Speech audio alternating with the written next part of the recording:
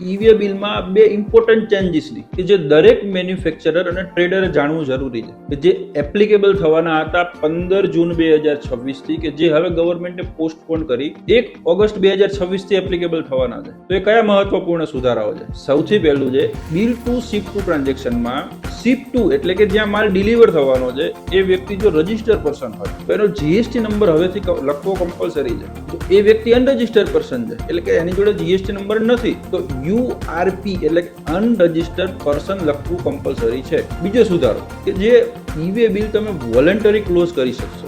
આ ઈ-વે bill voluntary કોણ close કરી શકશે? તો સૌથી પહેલું છે કે જે માલ મોકલે છે એટલે કે જેને ઈ-વે બિલ જનરેટ કરેલું છે એ પોતે, અથવા તો જેને માલ મોકલે છે એટલે બાયર, રિસિપિયન્ટ, અથવા તો ટ્રાન્સપોર્ટર કે જે વ્યક્તિ ગુડ્સને મૂવમેન્ટ કરે છે. આ એક વોલન્ટરી પ્રોસેસ છે, કમ્પલસરી નથી પણ વેરી એડવાઇઝેબલ છે. શા માટે? કારણ કે ઈ-વે બિલ ક્લોઝ કરવાથી એ કન્ફર્મ થાય છે કે માલની ડિલિવરી સમય મર્યાદામાં થઈ ગયેલ છે, જેથી કે જે તમારો બાયર જે છે ભવિષ્યમાં એવું ક્યારેય પણ ઓબ્જેક્શન રેઝ નહીં કરી શકે કે તમારો માલ મને મળેલો જ નથી અથવા તો સમય મર્યાદામાં મળેલો નથી. Thank you.